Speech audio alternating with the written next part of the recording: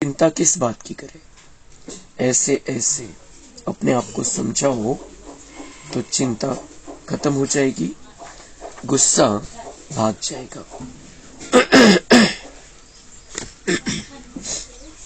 गीत यही बहार है। ओम शांति। यह है ईश्वरीय संतान की खुशियों का गायन। तुम इतना खुशी का गायन सतयुग में नहीं कर सकेंगे। अभी तुमको खजाना मिल रहा है। यह है बड़े से बड़ी लॉटरी। जब लॉटरी मिलती है तो खुशी होती है। तुम फिर इस लॉटरी से जन्म जन्मांतर स्वर्ग में सुख भोगते रहते हो। यह है तुम्हारा मरजीवा जन्म। जो जीते जी मरते नहीं, उनका मरजीवा जन्म नहीं कहेंगे। उन्हों को तो खुशी का पारा भी चढ़ नहीं सकता। जब तक मरजीवा नहीं बने हैं, अर्थात बाप को अपना नहीं बनाया है, तब तक पूरा वर्षा भी मिल नहीं सकता। जो बाप के बनते हैं, जो बाप को याद करते हैं, उनको बाप भी याद करते हैं। तुम हो ईश्वरीय संतान। तुम्हें नशा है कि हम ईश्वर बाप से वर्षा अथवा वर ले रहे हैं, जिसके लिए भक्त लोग भक्ति मार्ग में धक्का खाते रहते हैं। बाप से मिलने के लिए अनेक अनेक उपाय करते हैं। कितने वेद शास्त्र मैगजीन आदि अथाह पढ़ते रहते हैं, परंतु दुनिया तो दिन प्रतिदिन दुखी ही होती जाती है। इसको तमो प्रधान होना ही है। यह बबूल ट्री है ना। बबूलनाथ फिर आकर कांटों से फूल बनाते हैं। तो बाबा कह रहे हैं कि अभी तुम्हें बहुत खुश होना चाहिए। तुम जितना खुशी का गायन, तुम्हारे जितनी खुशी सतयुग में भी नहीं है, क्योंकि अभी हमें खजाना मिल रहा है। ज्यावेळेला खजाना मिळतो, ज्यावेळेला लॉटरी लागते, त्यावेळेला जो आनंद असतो तो इतका वेगळा असतो की तो ते पैसे किंवा ते संपत्ती वापरताना तेवढा आनंद नाहीये। ज्यावेळेला ते मिळतं आपल्याला, त्यावेळेला आनंद होतो जास्त। तो ऐसे ही अभी हमें मिल रहा है, ज्ञान गुण शक्ति का भंडार मिल रहा है, आनंद का भंडार मिल रहा है। सतयुग के लिए भाग्य की रिकॉर्डिंग हो रही है। तो वो जो रिकॉर्डिंग है वो हम अभी बना रहे हैं, इसलिए वो खजाना अभी मिल रहा है। तो अभी की जितनी खुशी, जब हम उस खजाने को यूज करेंगे तब उतनी खुशी नहीं होगी। त्यावेळेला तितका आनंद नहीं होणार जितका आता होऊ शकतो। जितना हम बाबा से पक्का संबंध जोड़ते जाएंगे, उतना ज्यादा से ज्यादा वर्षा हमें यहाँ पर मिलेगा, और जितना ज्यादा वर्षा यहाँ मिलेगा उतनी ज्यादा खुशी मिलेगी।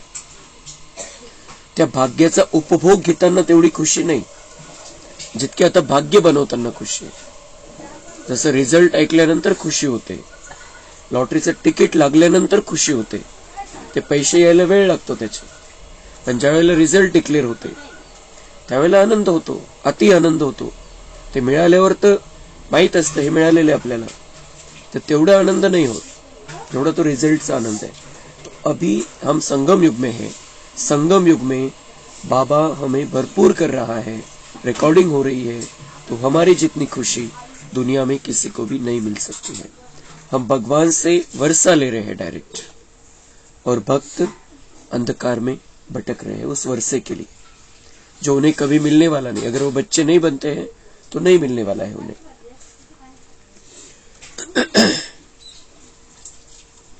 तर कितीतरी उपाय केले बाबा म्हणताय दुनियेमध्ये, कितीतरी वेद शास्त्र बऱ्याचशा गोष्टी आहे, लेकिन परंतु दुनिया तो दिन प्रतिदिन दुखी ही होती जाती है।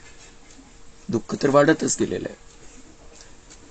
यह बबूल ट्री है ना, बबूलनाथ फिर आकर कांटों से फूल बनाते हैं।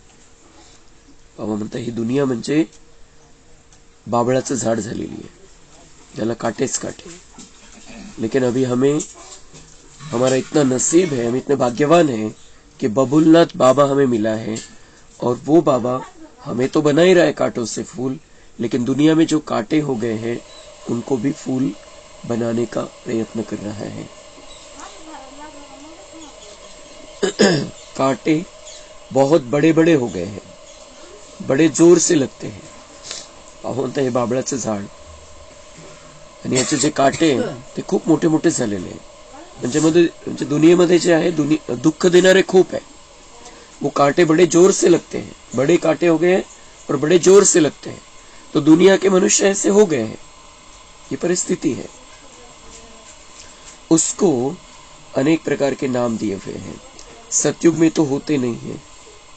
बाबा मतलब ऐसे मनुष्य असुर जैसे नाम देते हैं यहाँ पर, दुर्योधन, दुशासन, यहाँ पर वैसे लोग हैं.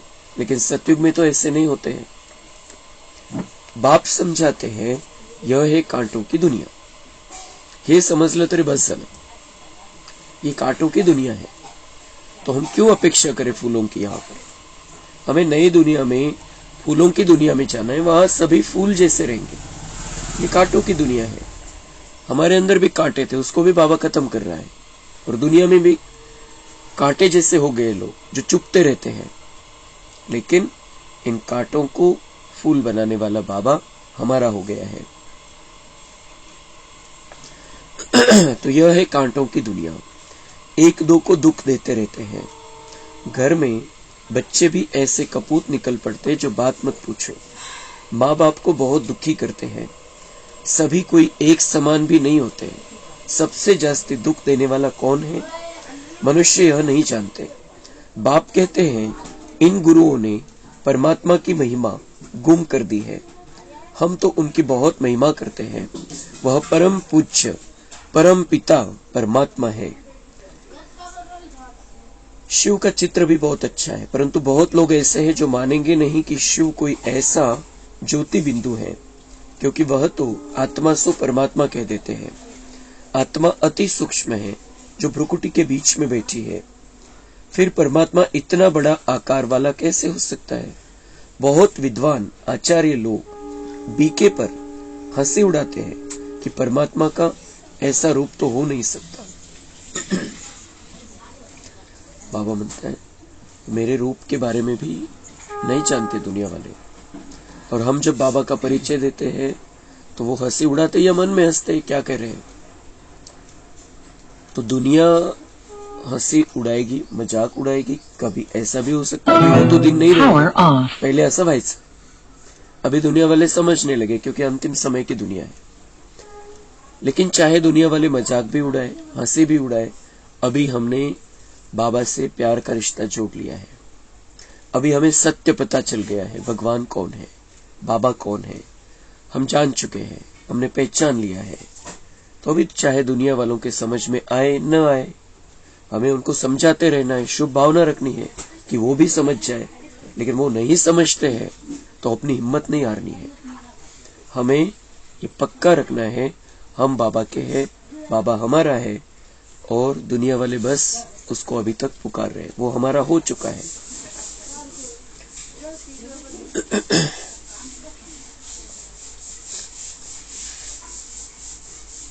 तो बहुत विद्वान आचार्य लोग बीके पर हंसी उठाते हैं कि परमात्मा का ऐसा रूप तो हो नहीं सकता. वह तो अखंड ज्योतिर्मय तत्व हजारों सूर्यों से भी तेजोमय है. वास्तव में यह रॉन्ग है. इनकी राइट महिमा तो बाप खुद ही बताते हैं. वह मनुष्य सृष्टि का बीज रूप है. यह सृष्टि एक उल्टा झाड़ है. सत्युग त्रेता में उनको कोई याद नहीं करते. मनुष्य को जब दुख होता है तब उनको याद करते हैं. हे भगवान, हे परमपिता परमात्मा, रहम करो. सत्युग त्रेता में तो कोई रहम मांगने वाला होता नहीं है. वह है बाप रचयिता की नई रचना. इस बाप की महिमा ही अपरम अपार है. ज्ञान का सागर पतित पावन है. ज्ञान का सागर है तो जरूर ज्ञान दिया होगा. वह सच्चित आनंद स्वरूप है, चैतन्य है. ज्ञान तो चैतन्य आत्मा ही धारण करती है। समझो, हम शरीर छोड़ जाते हैं तो आत्मा में ज्ञान के संस्कार तो है ही है। बच्चा बनेंगे तो भी वह संस्कार होंगे, परंतु ऑर्गन्स छोटे हैं तो बोल नहीं सकते। ऑर्गन्स बड़े होते हैं तो याद कराया जाता है, तो स्मृति में आ जाता है। छोटे बच्चे भी शास्त्र आदि कंठ कर लेते हैं। यह सभी अगले जन्म के संस्कार है। अब बाप हमको अपना ज्ञान का वर्षा देते हैं। सारी सृष्टि का ज्ञान इनके पास है, क्योंकि बीज रूप है।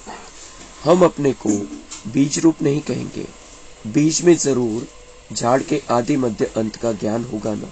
तो बाप खुद कहते हैं, मैं हूँ सृष्टि का बीज रूप। इस झाड़ का बीज ऊपर है। वह बाप सच्चिद आनंद स्वरूप ज्ञान का सागर है। सृष्टि के आदि मध्य अंत का ही उसमें ज्ञान होगा। नहीं तो क्या होगा? क्या शास्त्रों का ज्ञान होगा? वह तो बहुतों में है। परमात्मा की तो जरूर कोई नई बात होगी ना, जो कोई भी विद्वान आदि नहीं जानते। कोई से भी पूछो, इस सृष्टि रूपी झाड़ की उत्पत्ति, पालना, संहार कैसे होता है, इनकी आयु कितनी है, यह कैसे वृद्धि को पाता है, बिल्कुल कोई नहीं समझा सकता है। बाबामध्ये जे ज्ञान आहे ते बाबा आपल्याला देतोय, आणि हे ज्ञान संस्काराच्या रूपामध्ये आपल्या सोबत है। इस ज्ञान के संस्कार बन जाएंगे और फिर ये ज्ञान नहीं रहेगा। एक्चुअल ज्ञान नहीं रहेगा, लेकिन ज्ञान का परिणाम हमारे साथ में आएगा। जसं बाबा म्हणताय, इथं तुम्ही हे ज्ञान प्राप्त केलेलं आहे आणि तुम्ही शरीर सोडलं। त्या शरीर सोडल्यानंतर तुम्ही जेव्हा नवा जन्म घ्याल, बच्चा बनाल, तेव्हा ते संस्कार तुमच्यामध्ये राहतील। पण बोलू शकत नाही तर त्यावेळेला तुम्ही नाही बोलू शकणार। बोलता येत नाही लहान बाळाला तर नहीं बोलू शकणार, लेकिन संस्कार तो लेकर जाती है आत्मा। फिर जब याद दिलाया जाता है, मग काही वर्षानंतर सुरुवातीला तर असतं ते ज्ञानाचं, पण नंतर मग विसर पडत जातो, कारण त्या नव्या जन्माचे व्हायब्रेशन, नव्या परिवाराचे व्हायब्रेशन, त्यामुळे ते विसरतात जरी ज्ञान घेऊन गेलेले इथून। पण नंतर काही वर्षानंतर जेव्हा काही ज्ञानाच्या कॉन्टॅक्ट मध्ये येतात, कोणी जो राजयोगी बाबाचा बच्चा आहे त्याच्या कॉन्टॅक्ट मध्ये येतात, सेंटरवरती पोहोचतात, त्यांना ती सगळी स्मृती येते, क्योंकि वो संस्कार आत्मा साथ में लेकर जाती है। जे काही आपण बघतो की काहींना 1-2-3 वर्षाचा मुलगा सुद्धा कोणते श्लोक, संस्कृतचे श्लोक एकदम व्यवस्थित म्हणू शकतो। तो बाबा कहते कि ये सारे संस्कार आत्मा लेकर जाती है। तो ऐसे ही हमें जो अभी संस्कार बनाने हैं, वो सतयुग में रहने के संस्कार बनाने हैं, क्योंकि हम वो साथ में लेकर जाने वाले हैं। ये पक्का रहना चाहिए हमें कि हम जो अभी अपने अंदर भरेंगे वही साथ में आने वाला है, वही साथ में आता है। ये आत्मा का सफर चल रहा है। यहाँ का सफर खत्म हुआ, दूसरा सफर शुरू होने वाला है। लेकिन उस सफर में, नए जीवन में हमारे साथ क्या रहेगा? जो संस्कार की रिकॉर्डिंग हमने अभी की है। इसलिए बहुत ध्यान रखना है। हमारे आने वाले जन्म अगर हमें सफल करने हैं तो हमें यहाँ पर रिकॉर्डिंग अच्छी भरनी पड़ेगी, अच्छे संस्कार अपने अंदर धारण करने पड़ेंगे। एक गीता ही है सर्वशास्त्रमयी शिरोमणि, बाकी तो सब है उनके बाल बच्चे। जबकि गीता पढ़ने से भी कुछ नहीं समझते, तो बाकी शास्त्र पढ़ने से फायदा ही क्या? वर्षा तो फिर भी गीता से मिलना है। अब बाप सारे ड्रामा का राज समझाते। बाबा म्हणता है की काही थोडंफार जे आलेले ते गीते भगवद्गीतेमध्ये आलेले, आणि भगवद्गीताच कोणाला समजत नाही, त्याच्यानुसार आचरण कोणाचं नाहीये, परमात्म्याशी कनेक्शन नाहीये, देहदार्यामध्ये बुद्धी नेऊन ठेवलेली आहे, तर बाकीच्या शास्त्रांचा कुठला फायदा होणार? भगवद्गीतेचाच फायदा नाहीये, काही फायदा करून घेत नाहीये मनुष्य, कारण त्याच्यामध्ये देहभानाच्या गोष्टी आल्या। आत्मभान विषय सांगितलं, पण देहभानामध्ये बुद्धी गेली, आणि त्यामुळे त्या भगवद्गीतेचाही उपयोग नाही। बाकी बाबा म्हणतात त्या आधाराने जे बाकीचे शास्त्र बनले ते कसे कामात येतील?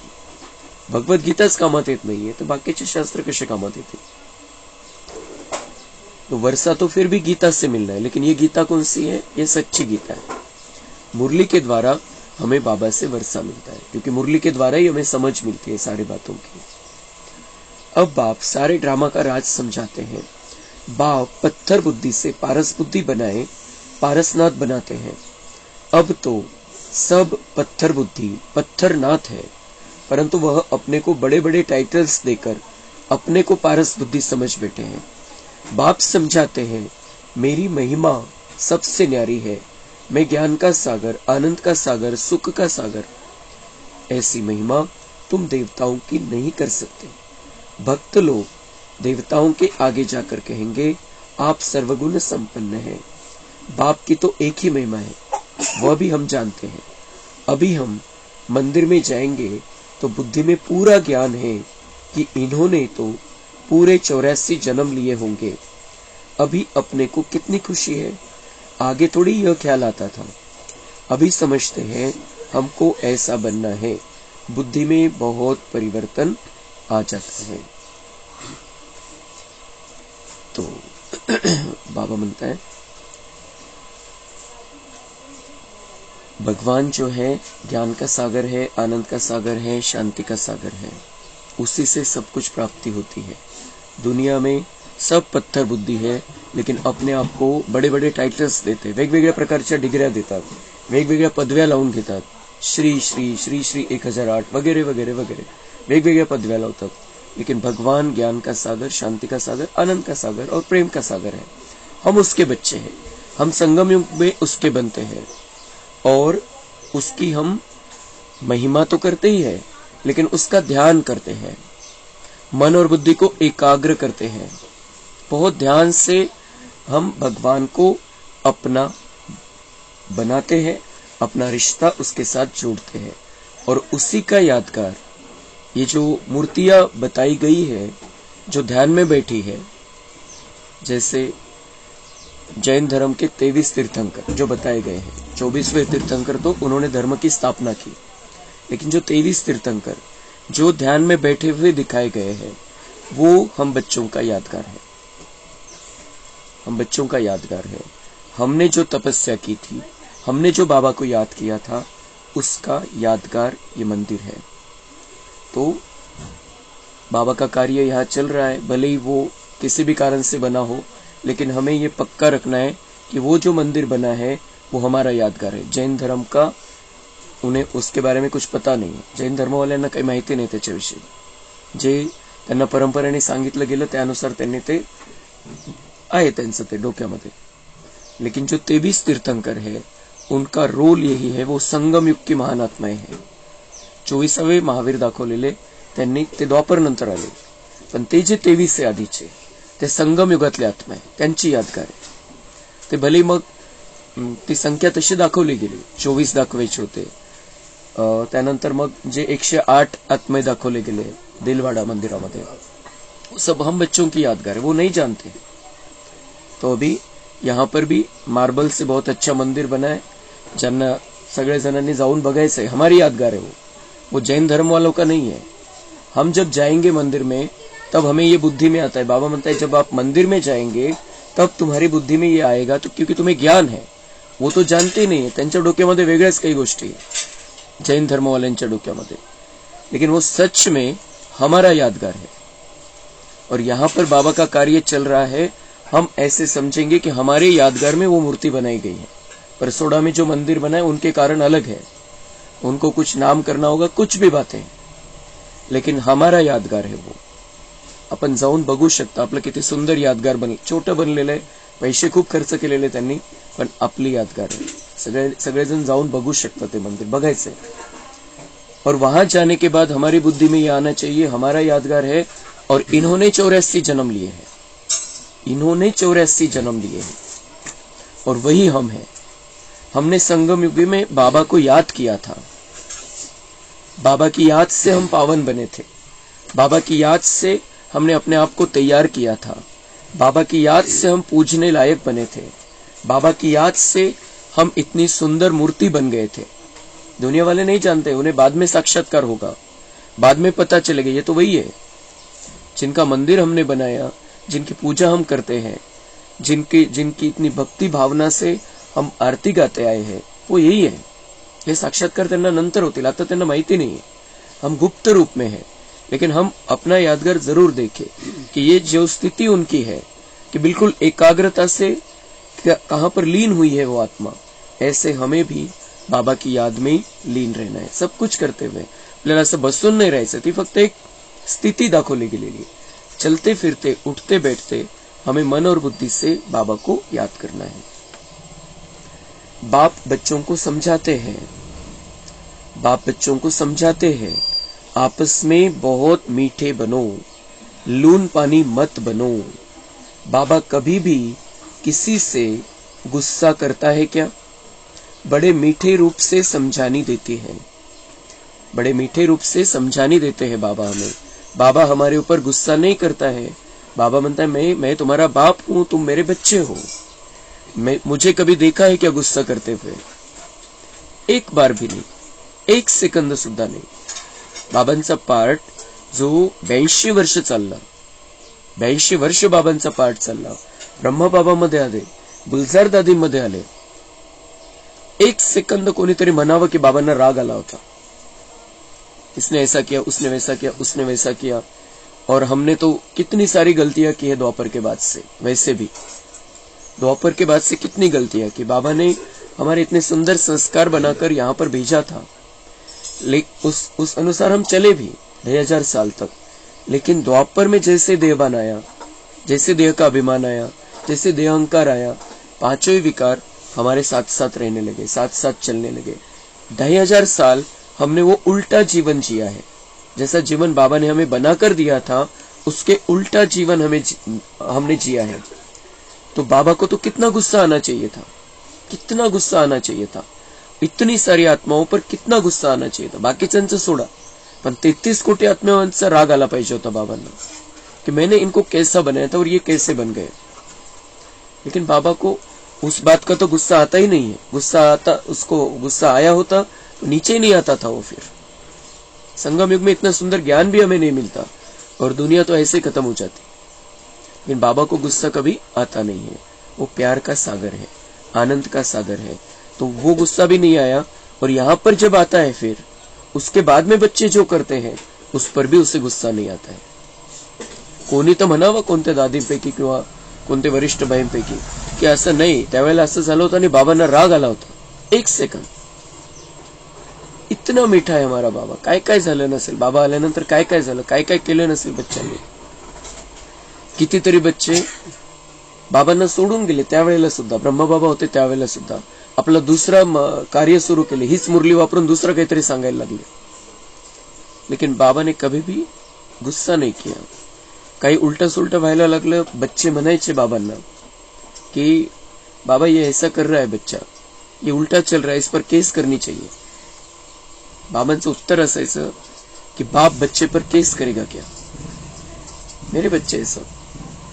तो ऐसे बाबा म्हणतात तुम भी ऐसे बन जाओ, मैं तुम्हारा बाप हूं, तुम भी ऐसे बन जाओ.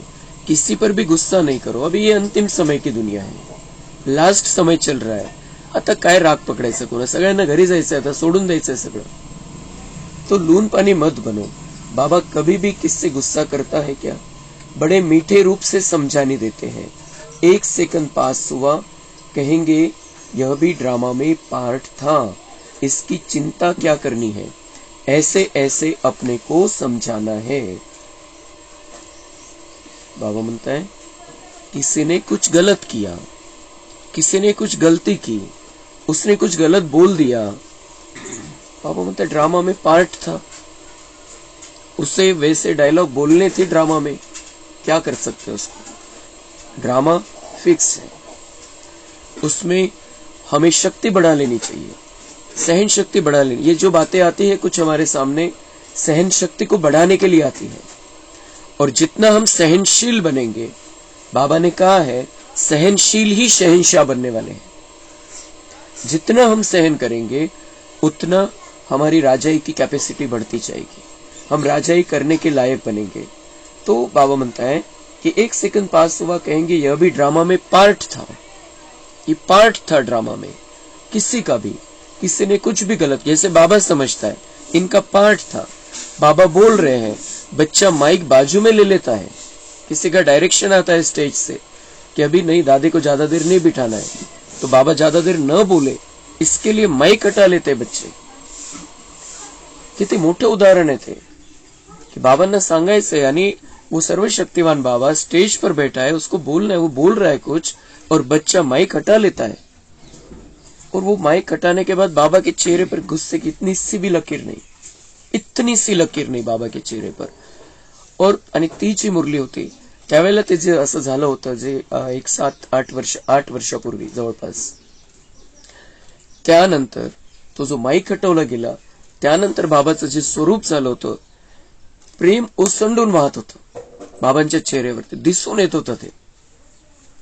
तो ऐसा हमारा बाबा है. तो वो उसको गुस्सा नहीं आता, गुस्सा तो उसको आना चाहिए. इतनी बड़ी अथॉरिटी है, इतनी शक्ति उसके अंदर है, कोई ऐसे करता है. असे तर खूप उदाहरण आहे, पण हे खूप जबरदस्त उदाहरण जे मी बघितलेलं आहे. खूप उदाहरण आहे बाबांचे कि बाबा को गुस्सा आता ही नहीं है. हम बाबा के बच्चे हैं, बाबा ने हमको चुना है, हम बाबा के सिलेक्टेड बच्चे हैं, बाबा को हमारे पर विश्वास है, बाबा जानता है ये मेरे मीठे बच्चे हैं. हमें मन में ही नहीं आना चाहिए कि हम किसी पर गुस्सा करें या किसी के प्रति मन में कुछ पकड़ कर रखें. जो हुआ ड्रामा में पार्ट. हमें सहनशील बनना है, सहनशील बनकर शहंशाह बन जाना है, पक्का करना है. तो ऐसे ऐसे अपने को समझाना है. बाबा म्हणता है ड्रामा में पार्ट था, इसकी क्या चिंता करनी, अपने को समझाओ, अपने को समझाइए. ड्रामा में पार्ट था. कुछ हमारे भी हिसाब किताब रहते हैं, कुछ हमारी सहन शक्ति की परीक्षा रहती है, पेपर सामने आता है, उसमें हमें पास होकर दिखाना है बाबा को. तो फिर बाबा हमें गिफ्ट देगा नई दुनिया की, नई दुनिया में ऊंचे पद की गिफ्ट देगा. इसलिए बाबा टेस्ट करता रहता है बीच बीच में से. तुम ईश्वरीय संतान कम थोड़ी हो, यह तो समझ सकते हो कि ईश्वरीय संतान जरूर ईश्वर के पास रहते होंगे. ईश्वर निराकार है तो उसकी संतान भी निराकार है. वही संतान यहाँ चोला लेकर पार्ट बजाती है. तो बाबा म्हणता है तुम कोई कम नहीं हो. कोई कुछ भी कहे तुम्हारे बारे में, लेकिन मैंने तुम्हें गोदी में बिठा लिया है, मैंने तुम्हें अपना बना लिया है. तुम मेरे दत्तक पुत्र हो. तुम कोई कम नहीं हो, तुम बहुत महान आत्मा हो. तुम्हारे जैसा महान कोई नहीं है दुनिया में. कोई समझे इस बात को या नहीं समझे उससे कोई मतलब नहीं है. हमारी महानता को बाबा ने पहचान लिया है. तो कोई सामने से हमारा अपमान कर रहा है, कुछ कर रहा है, हमें क्या मतलब है उससे. जो भगवान है, जो सबसे बड़ा है, उसने हमको पहचान लिया है. उसकी नजरों में हम श्रेष्ठ आत्माएं हैं. तो दुनिया वालों से क्या मतलब है हमें. और इस बात को हमें पक्का समझना है. अभी जो भी आत्माएं दुनिया में इस समय है, सबकी बैटरी डिस्चार्ज हो गई है. सगळ्यांची बॅटरी डिस्चार्ज झालेली आहे. ताकद राहिलेली नाही त्यांच्यामध्ये. त्यांच्या समोर जेव्हा संकट येतं, विघ्न येतं, ते पुढच्या चिंतेमध्ये इतके हैराण होऊन जातात की आता काय व्हायचंय. आणि मग ते कोणाला कसं बोलायचंय, काय बोलायचंय, लहान मोठ्याचे भान ठेवत नाही आणि काही बोलून टाकतात. कुछ भी बोल देते हैं क्योंकि डिस्चार्ज बैटरी है. तो हमें रहमदिल बनना है. वो पावरफुल बैटरी है ही नहीं. जब वो शक्तिशाली बन जाएंगे तब थोड़ी ऐसा करेंगे. उनके अंदर कमजोरी है, विकार है, गुस्सा है, नफरत है और सामने भविष्य बिल्कुल अंधकार में दिखाई दे रहा है. तो वो वैसे आत्मा से हम क्या अपेक्षा करें कि वो हमसे अच्छी बात करेगा, हमारा मान सम्मान रखेगा. डिस्चार्ज बैटरी है और भविष्य की चिंता है बुद्धि में कि ऐसा हो गया तो क्या होगा, ये हो गया तो क्या. इतकं मोठं संकट आलेलं आहे, कोणी मृत्यूशय्येवरती आहे आणि ते नाही राहिले तर काय होईल माझं. अशा चिंते, वेगवेगळ्या प्रकारच्या गोष्टी असतात. तो वो ऐसे परेशान आत्माओं से हम क्या अपेक्षा करें कि वो हमारे से अच्छी बात करेंगे. नहीं करेंगे वो हमारे से अच्छी बात, क्योंकि वो उनके इसमें चक्कर में परेशान है. हमें समझना पड़ेगा इस बात को की सभी आत्माएं अभी डिस्चार्ज बैटरी हो गई है. चार्जिंग संपलेली आहे त्यांची. आणि चार्जिंग संपलेली नसती तर बाबांनाही यावं नसतं लागलं. तो हमें क्यों अपेक्षा. हमने अपनी आत्मारूपी बैटरी को अब चार्जिंग पर लगा दिया है. हमारी चार्जिंग हो रही है, लेकिन उनकी और भी लो होती जा रही है. जसं 2-5%, 10-20% असल्यानंतर एकदा वॉर्निंग येते, 10% असल्यानंतर वॉर्निंग येते मोबाईलवरती, 1-2% असल्यानंतर वॉर्निंग येते आणि एकदम बैटरी डाउन होऊन जाते. तो ऐसे उनके हालत है. 1-2% चार्जिंग रही हुई है, जे आपण जर काहीतरी मोठं उघडलं, आपण त्याच्यामध्ये समजा नेट चालू केलं, 2% बॅटरी राहिलेली, त्याच्यामध्ये नेट चालू केलं, युट्यूब चालू केलं, 2-3 मिनटं ते चालेल आणि कंप्लीट बंद होऊन जातं. तो ऐसी हालत है. अभी वो 1-2-3% चार्जिंग रही है और उनके सामने बहुत बड़ा विघ्न आ गया, बहुत बड़ा संकट आ गया उनके सामने, तो वो बिल्कुल डिम हो जाती है वो बैटरी.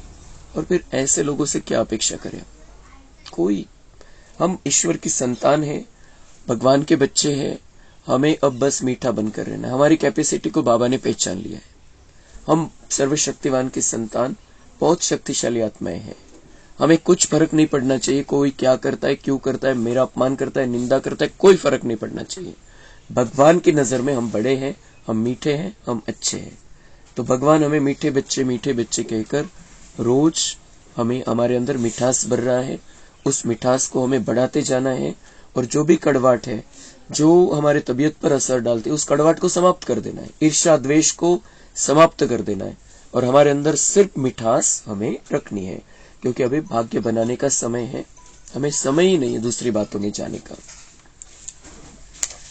ईश्वर निराकार है तो उसकी संतान भी निराकार है. वही संतान यहाँ चोला लेकर पाठ बजाती है. स्वर्ग में मनुष्य है देवी देवता धर्म के. अगर सबका बैठ हिसाब निकाले तो कितना माथा मारना पड़े, परंतु समझ सकते हैं कि नंबरवार समय अनुसार थोड़े थोड़े जन्म मिलते होंगे.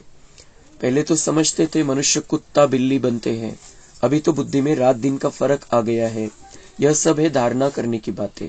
नटशेल में समझाते हैं कि अब 84 जन्म का चक्र पूरा हुआ, अभी इस चीची शरीर को छोड़ना है. यह सब का पुराना जड़जड़ी भूत तमो प्रधान शरीर है, इससे ममत्व मिटा देना है. पुराने शरीर को याद क्या करे, अब तो अपने नए शरीर को याद करेंगे जो मिलना है सतयुग में. वाया मुक्ति धाम होकर सतयुग में आएंगे. बाबा म्हणते सभी के शरीर चीची हो गए हैं, जडजडीभूत तमोप्रधान शरीर है. याच्यामध्ये आता मोह आणि ममत्व नाही ठेवायचे, सतयुगामध्ये चलायचे, वाया मुक्तिधाम, तो पवित्र बनकर हमें चलना है. यह है ईश्वरीय कुटुंब. ईश्वर के साथ हम रहते हैं कल्प में एक बार बस. फिर दैवी घराने में तो बहुत जन्म रहेंगे. यह एक जन्म ही दुर्लभ है. यह ईश्वरीय कुल है, उत्तम से उत्तम. तो बाबा कह रहे हैं कि ईश्वरीय कुटुंब है ये. हम ईश्वर के परिवार के बने हैं, ईश्वर के साथ हम रहते हैं. और कल्प में एक बार ये चांस मिलता है जब हम भगवान के परिवार का मेंबर बनते हैं, ईश्वरीय परिवार का मेंबर बनते हैं. फिर देवी देवता घराने में तो बहुत जन्म रहेंगे, 8 जन्म. फिर क्षत्रिय घराने में रहेंगे 12 जन्म. लेकिन ये जो जन्म है बाबा ये दुर्लभ जन्म है. आणि मनुष्याने काय समजलं की मनुष्य जन्म दुर्लभ है. मनुष्य जन्म दुर्लभ नहीं है. जो आज मनुष्य है पिछले जन्म में भी मनुष्य थे, अगले जन्म में भी मनुष्य बनने वाले, कुत्ता बिल्ली नहीं बनने वाले हैं. मनुष्य जन्म दुर्लभ नहीं है की खूप सगळ्या पापांची निर्जरा झाली आणि आपण आपलं पुण्य जागृत झालं आणि मग आपल्याला मनुष्य जन्म प्राप्त झाला. तसं नाही येते. ये संगम युग का मनुष्य जन्म दुर्लभ है. मनुष्य जन्म में ही बाबा मिलता है, जानवर के जन्म में बाबा नहीं मिलता है. संगम युग में मनुष्य जन्म, संगम युग में जानवर का जन्म, जो जानवर है उनका जन्म दुर्लभ नहीं है संगम युग में. वो संगम युग में है ही नहीं जानवर, मनुष्य ही आता है संगम युग में. और संगम युग का मनुष्य जन्म दुर्लभ है, सगळ्यांना नहीं प्राप्त होता, न मिलती जिन्नत से, लेकिन वो हमें मिल गई है.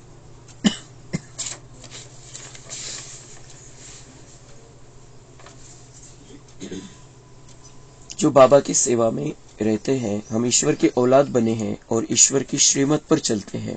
अपनी चलन से उनका नाम बाला करते हैं. बाबा कहते वह तो आसुरी गुणों वाले, तुम दैवी गुणों वाले बन रहे हो. दुनिया के मनुष्य जो कांटे बन गए हैं वो आसुरी अवगुण वाले हैं और हम दैवी गुणों वाले बन रहे हैं. जब तुम संपूर्ण बन जाएंगे तो तुम्हारी चलन बहुत अच्छी हो जाएगी. बाबा रिजल्ट सांगतोय कि चाहे कुछ भी अभी कोई गड़बड़ हो जाती है, लेकिन बाबा को हमारी रिजल्ट पता है, बाबा को हमारे पर पूरा विश्वास है. बाबा कह रहे हैं कि तुम्हारी चलन बहुत अच्छी हो जाएगी. जिसको इसलिए तो बाबा पहले से वाह वाह करने लगा है, हमारी वाह वाह करता है, क्योंकि हमारी एंड रिजल्ट बाबा देखता है, फाइनल देखता है कि हम बहुत मीठे बन जाएंगे, बहुत अच्छे बन जाएंगे, दिव्यता से संपन्न बन जाएंगे.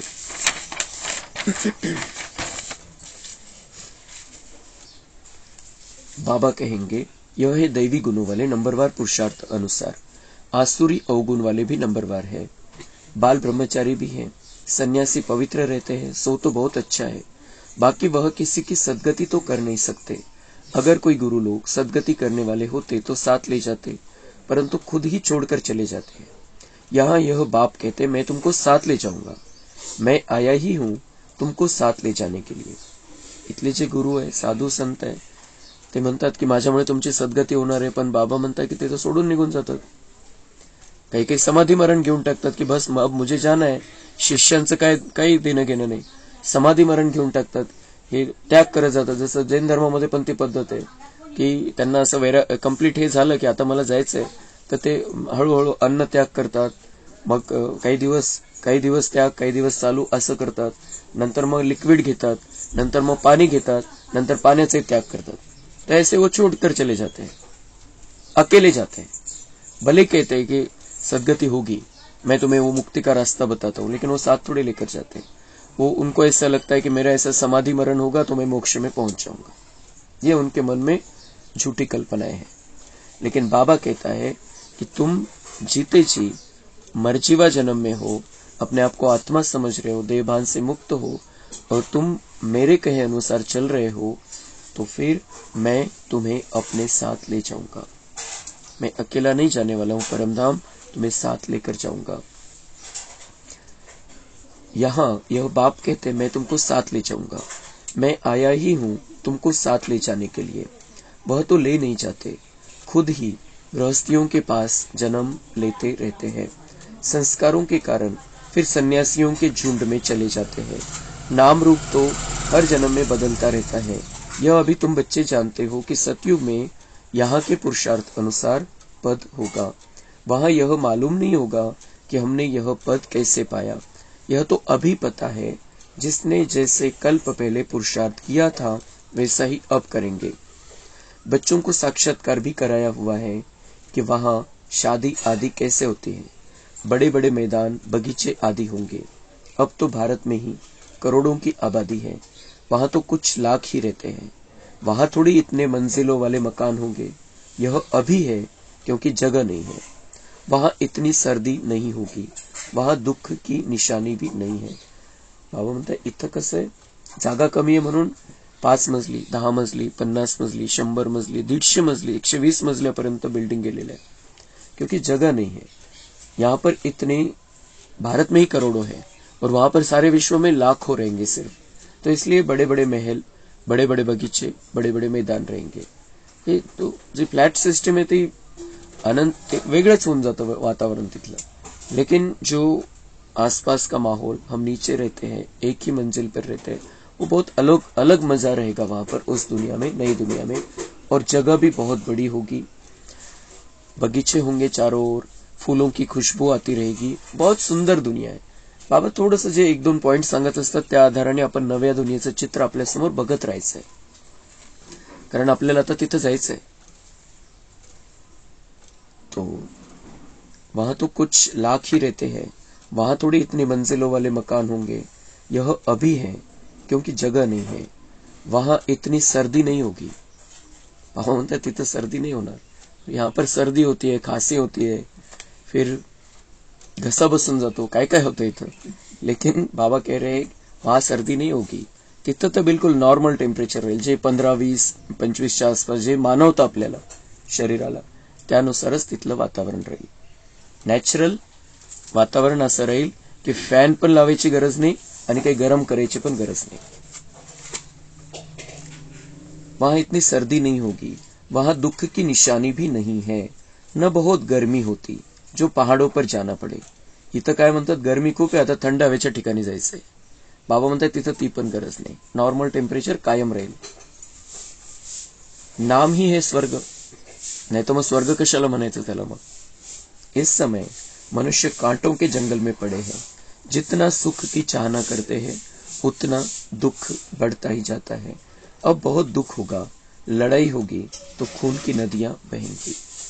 अच्छा बाप दादा और मीठी माँ का सिक्की लदे बच्चों को याद, प्यार और गुड मॉर्निंग.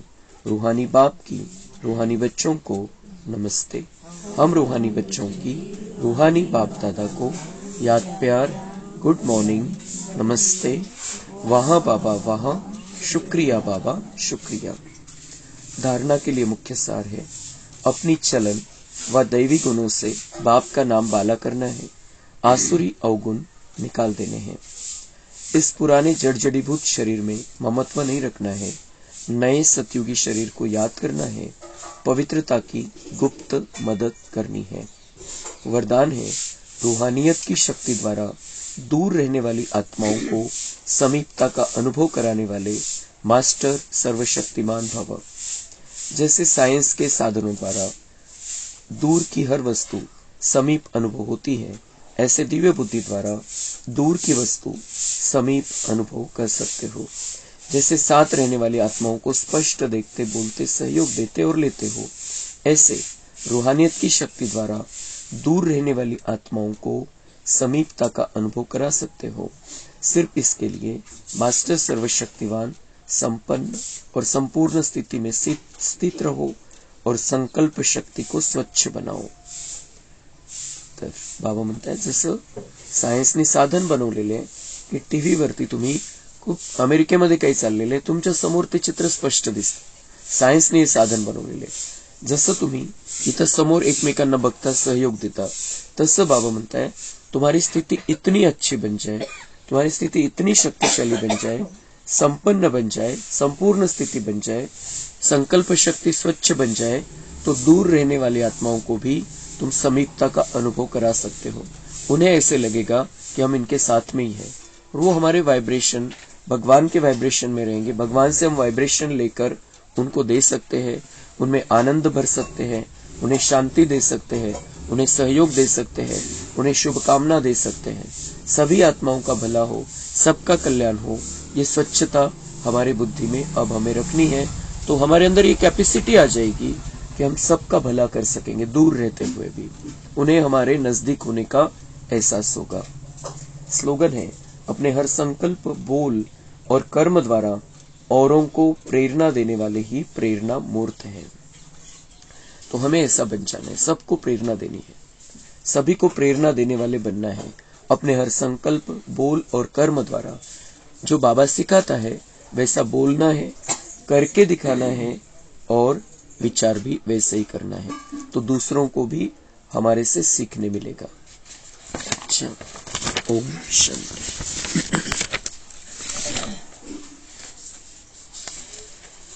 अव्यक्त इशारे 10 तारीख, एकांतवासी अर्थात सदा स्थूल एकांत के साथ साथ एक के अंत में रहना।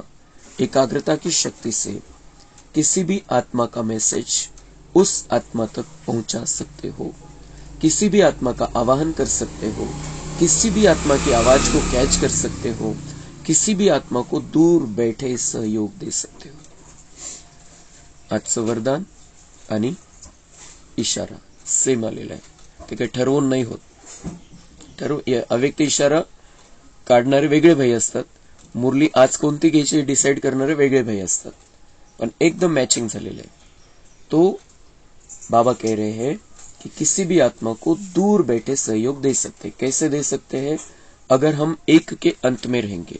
स्थूल एकांत ती वेगळी गोष्ट आहे, आपण गर्दीला टाळायचंय, टाळता येत असेल तर जेव्हा जायचंय तेव्हा जायचंय, लेकिन एकांत में रहना है, अकेले रहते हुए भी एकांत में रहना है और जो सभी के साथ में रहते हुए भी बाबा की याद में, उसकी एक की याद में रहना है, एकांत में रहना है। तो एकाग्रता की शक्ती म्हणजे मन बुद्धी त्याच्यावरती एकाग्र करायची। एकाग्रता म्हणजे मन पण बाबामध्ये लागलेलं आहे आणि बुद्धी पण बाबालाच बघती है। मन में संकल्प भी बाबा के है और विजन भी, चित्र भी बाबा का है, तो वो है एकाग्रता। तो एकाग्रता की शक्ति से किसी भी आत्मा का मैसेज उस आत्मा तक पहुंचा सकते हो। जेव्हा जसं बाबांनी वरदान दिलं, उसके लिए क्या करो? मास्टर सर्वशक्तिमान की स्थिति, अपने आप को स्वच्छ बनाओ, संपूर्ण बनो, संपन्न बनो। फिर क्या होगा? त्याचा परिणाम काय होईल?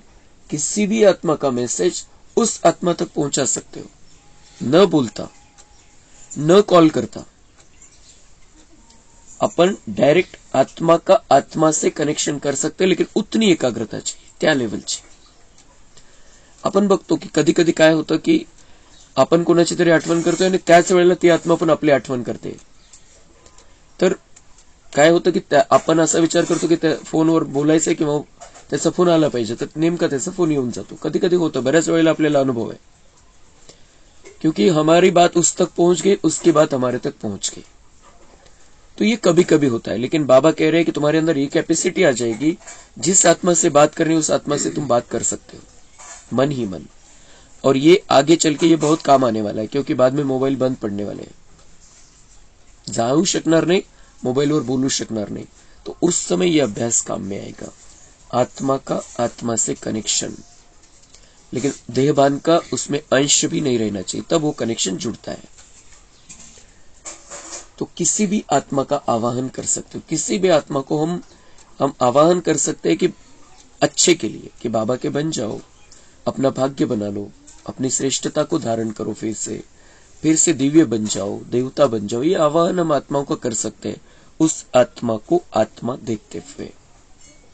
किसी भी आत्मा की आवाज को कैच कर सकते हो, फिर उसके मन में क्या चल रहा है इसको भी हम कैच कर सकते हैं, लेकिन वो हमारे मन का नहीं होना चाहिए. तो ऐसा विचार करते हैं, वो स्वच्छता जब आ जाएगी हमारे अंदर, जब हम दिव्यता से संपन्न हो जाएंगे, जब हम बाबा से बहुत प्यार करने लगेंगे, तब हम अनेकों के संकल्प को भी कैच कर सकेंगे कि मन में क्या चल रहा है, और फिर उसके मन में जो भावना है उस भावना को हम पूरी कर सकेंगे.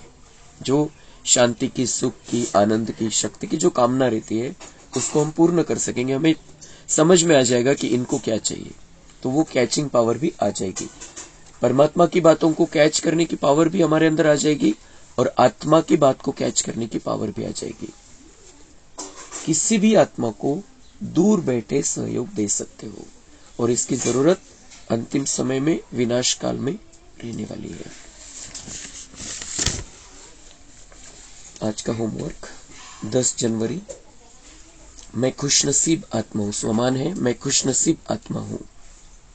चिंतन, सर्व प्राप्ति संपन्न खुशनुमा जीवन क्या है, संपन्नता की निशानियां क्या है. चिंतन करायचे आज की सर्व प्राप्ती संपन्न खुशनुमा जीवन म्हणजे काय, सगळ्या प्राप्ती झालेल्या म्हणजे काय, आनंददायी जीवन, बाबा मिल गया, सब कुछ मिल गया, सगळं येऊन जातं त्याच्यामध्ये. और संपन्नता की निशानियां क्या है, संपन्नता की निशानियां क्या होगी, जैसे हम देख सकते हैं कि हमें कुछ नहीं चाहिए, इच्छा नहीं है, कुछ किसी से कोई अपेक्षा नहीं है, वो है संपन्नता. ये चाहिए नहीं, संपन्नता, हम भरपूर है. सफेद वस्त्र, जेब खाली, हमें सारी दुनिया के मालिक, जो जानकी दादी का स्लोगन, वही स्लोगन अब हमारा होना चाहिए. कुछ नहीं चाहिए अभी. योगाभ्यास, मैं आत्मा प्रत्यक्ष फल के अधिकारी, सर्व शक्तियों से संपन्न, सर्व प्राप्तियों से भरपूर हूं. सदा इसी नशे में रहे कि बाप मिला तो सब कुछ मिला. अनुभव करे मेरे जैसा खुशनसीब कोई नहीं. मेरे द्वारा खुशी के वाइब्रेशन चारों ओर फैल रहे हैं. खुशनसीबी को पक्का करना है अपनी, क्योंकि बाबा मिला वो सबके नसीब में नहीं है. बाबा सबके नसीब में नहीं है.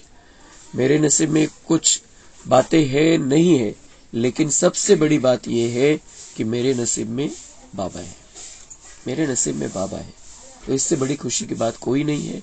तो ये खुशी के वाइब्रेशन चारों ओर हमें फैलाने हैं. अभी दुख के, निराशा के, टेंशन के वाइब्रेशन हमें नहीं फैलाने हैं. हमें चारों ओर खुशी के वाइब्रेशन फैलाने. ये बहुत बड़ी सेवा होगी हमारे द्वारा, और ये सेवा होगी तो बहुत बड़ा भाग्य बनेगा. अच्छा, ओम शांति.